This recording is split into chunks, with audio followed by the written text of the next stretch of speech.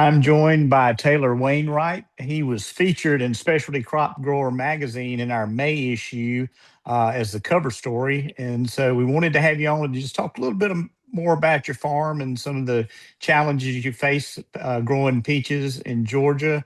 But before we jump into that, Tyler, tell us a little bit about yourself and the farm itself. Yeah, so I'm obviously Tyler Wainwright, grew up in Peaches, grew up on the farm. Um, Currently with Southern Orchard Management, we're at 11,000 acres total, pretty fairly split between peaches and pecans. Right now we are gearing up a week or so away from our first harvest for this peach season, so there's some excitement in the air around. So before we jump in, how's the crop looking so far? Crop looks good. We're excited about it. Really strong late crop. That's one thing. These drier conditions have helped with disease pressure, mainly bacteriosis. So far, knock on wood, everything looks really clean, like it's supposed to be. So we're moving in the right direction. Well, tell us a little bit, just talk about some of the challenges you guys face there in Georgia growing peaches and maybe some of the things you try to do to overcome those challenges. Yeah, so the biggest challenges around with the peach industry in Georgia is first of all, they're really sensitive trees. So it starts after this season, this fall and winter, it will have to have a certain number of cold hours, chill hours, which the way we measure it on this farm is anything under 45 degrees is a chill hour. Some people will try to cap it at a lower temperature, but we think that gives us the most hours possible and probably a better sense of what's out there. And, this past year we hit our chill requirement. So the trees were coming out this spring as normal. That would lead to probably our most popular challenge, which is the freeze talk around Easter, a little before every spring.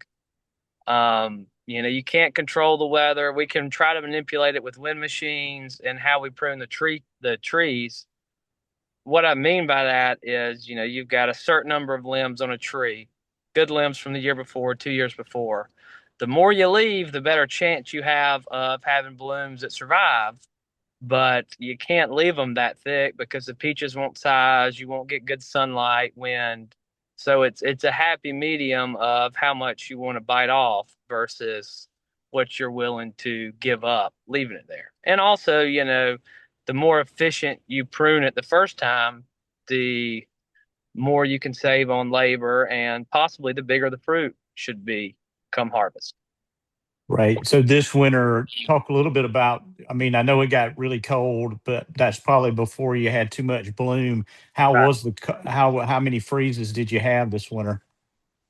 We had a few. It was pretty conserved to 1 week, a couple in 1 week, and it was spotty. But these trees are resilient. There's so many blooms on there, and you know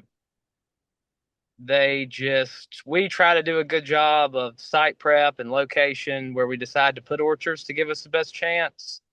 Um, we're looking forward to a good harvest. So in the story, you mentioned the elevation of the land and how, that can be important in terms of the temperature and the cold spots. Talk about what you look for there. Just anything that's higher elevation than the surrounding area. It's not like a hard number. There's certainly microclimates and eastern facing slopes or a plateau that just has good air movement. Because we've all seen the chillier mornings right at 32, 34 degrees, and all of a sudden you look in the ditch or a small bottom hayfield and it's a hard frost, and your truck's just saying it's 35 degrees, but there's just natural cold pockets that we try to avoid. The flip side is, there's only so many areas of really good spot. And in this area of Georgia, those spots have likely had peaches on it before. So it's always that fine line of finding fresh dirt that can grow a healthier tree because there's not any existing disease there, um, versus giving up or, bringing in a little more freeze risk with that new dirt. So with the wind machines or varieties they're coming out with, we're just pushing the limits to find fresh dirt, taking on a little more of the lower spot. Well, that was a good segue. You mentioned your varieties because some years it's the flip side where you don't get enough of the chill. Right. Are some of these new varieties lower chill requirements? Yeah, we are certainly have a couple. We're overall trying to get back to more of a traditional Eastern peach. Yellow are really big, really good taste, and the other ones taste great too. I'm not saying that, but maybe a little harder to keep clean compared to the Eastern variety, but you get more of a red purple color, which some people like. But for us, we try to hedge, to get back to your question, hedge our bets. We're not going to all load up on low chill. We mix in low and high chill to just give us the best chance of having a peach crop. Great. So you mix those varieties up. Any of the newer varieties that you planted that you're excited about?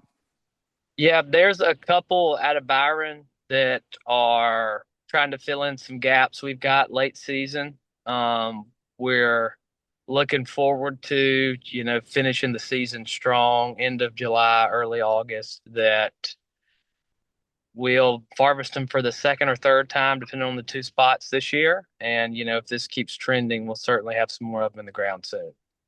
Excellent. Well, any other challenges that you face there that you guys are working to perfect on how to overcome them? I think we touched on really the main challenges that we'll face. Excellent, excellent. Well, very good. You mentioned the two varieties. You know the name of those? I do. It's Rich Joy is the first one, and that's the main one. The second one is Liberty Joy. Okay, great. Well, we'll check those out. Well, with that, we'll wrap it up and appreciate you joining us. Yeah, thank you. Yeah, I don't know that like necessarily in the middle Georgia area, the historical growing area of Georgia, we're going to really grow. There's a lot of factors in that. We don't have a lot of new ground where we can put peaches. We don't have a lot of ground that's really suitable for peaches.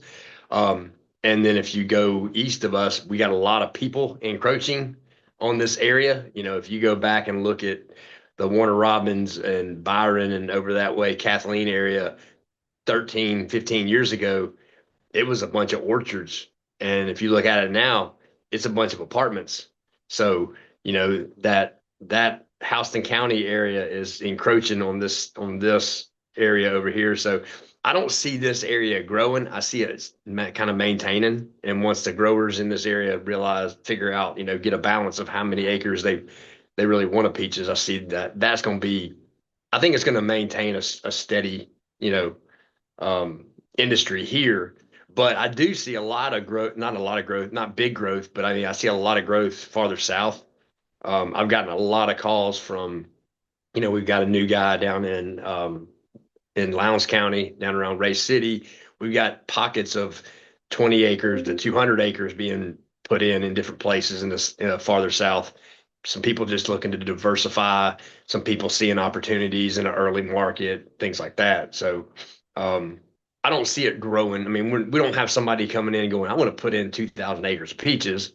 And none of our guys that are growing peaches are going to, they're going to jump that big. But, we're annually, every one of our farms here is, annually replacing 100 to 200 acres, I guess, or say 50 to 100, 150 acres of peaches every year.